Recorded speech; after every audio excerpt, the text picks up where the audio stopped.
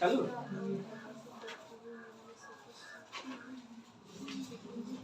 बहू इसमें आपको देखिए बहू इसमें आपको क्या समझना है, Indian civilisation and culture. Indian civilisation कहने का मतलब है भारतीय सभ्यता और संस्कृति, यानी भारतीय सभ्यता और संस्कृति में, यानी भारतीय सभ्यता और संस्कृति के जो लेखक है उनके बारे में हम बात करेंगे। तो भारतीय सभ्यता और संस्कृति के जो लेखक है वह है हमारे महात्मा गांधी। महात्मा गांधी जी जो है वह भारत के यानी सभ्यता और संस्कृति के लेखक है। ठीक, आगे हम बढ़ते हैं। इनके अगर हम बात किया जाए कि इंडियन सिविलाइजेशन लिखा कहाँ से गया है, यानी किस चीज से लिया गया है, तो याद रखिएगा ये जो लिया गया है वो एसे से लिया गया है। क्या चीज से लिया गया है? एसे से, याद रखिएगा एसे से लिया गया है।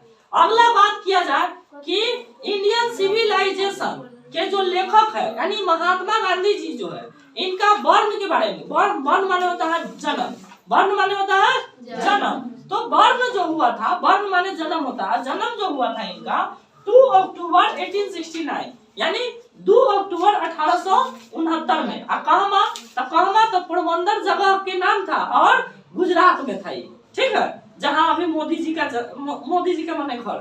तो याद रखिएगा, यानी कहने का मतलब 2 अक्टूबर 1869 में इनका क्या हुआ था? जन्म हुआ था। और कहाँ? गुजरात के पोरबंदर नामक जगह पर। ठीक, आगे इनका हम बात करें तो ये अगर नेता की यदि हम बात करें तो ये एक स्पिरिचुअल एंड पॉलिटिशियन लीडर थे। ये कैसे लीडर थे? स्पिरिचुअल और पॉलिटिशियन लीडर थे। कैसे लीडर थे? लीडर यानी स्पिरिचुअल और पॉलिटिशियन लीडर थे। और इनका निधन की बात करें यानी डेथ का बात करें तो इनका डेथ जो हुआ था, यानी हमारा देश आजाद हुआ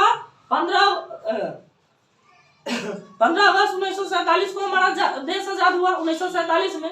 ठीक, और देश आजाद हुआ और जैसे ही देश आजाद हुआ तो याद रखिए थोड़े दिन के बाद यानी 30 जनवरी 1948 में, 30 जनवरी 1947 में देश आजाद हुआ और 1948 में इनका निधन हो गया। और निधन कैसे हुआ? गोली मार दिया गया। किसने गोली मारा? तो नाथूराम गोड्स ने गोली मारा था। किसने गोली मारा था? नाथूराम गोड्स। और हमारे महात्मा गांधी मरते समय कौन सा वॉइस बोले हुए थे, कौन सा बात बोले हुए थे? तो ये बोले हुए थे हे राम। क्या बोले थे? हे राम। मरते समय जो बोले थे क्या बोले थे? हे राम बोले हुए थे।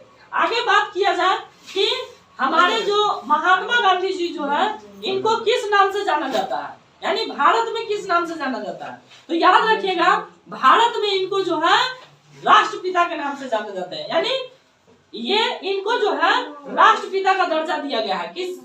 क्या चीज का दर्जा दिया गया है? राष्ट्रपिता का दर्जा दिया गया है। यानी फादर ऑफ नेशन कहा जाता है इनको। किनको? महात्मा गांधी को। महात्मा गांधी को क्या बोला जाता है? राष्ट्रपिता यानी फादर ऑफ नेशन बोला जाता है। फादर ऑफ नेशन यानी भारत के यानी राष्ट्र के क्या है? राष्ट्रपिता है। भारत के क्या है? ये राष्ट्रपिता है। हमारे कौन? आपसे पूछ देगा कि यानी भारत का कंडक्ट कैसा है? कंडक्ट क्या है? कंडक्ट करने का मतलब यानी यहाँ का रहन सहन स्वभाव लोगों का क्या है? तो ऑप्शन में दे देगा बैड कंडक्ट, गुड कंडक्ट, है ना? इनमें से दोनों या इनमें से कोई नहीं। तो याद रखिए वहां पर मारिएगा गुड कंडक्ट। ठीक है, क्या मारना है वहां पर? गुड कंडक्ट यानी अच्छा जो है कि यहाँ का रहन सहन है, स्वभाव हमारे देश में सबसे अच्छा, यानी दुनिया में सबसे अच्छा, पूरे दुनिया में सबसे अच्छा यानी कल्चर जो है, स्वभाव को जो है, संस्कृति जो है, दुनिया में सबसे अच्छा स्वभाव और संस्कृति की बात करें तो वो हमारे भारत में। भारत ही एक ऐसा देश है जहाँ पर सभ्यता और संस्कृति जीवित नजर आती है। समझ गए?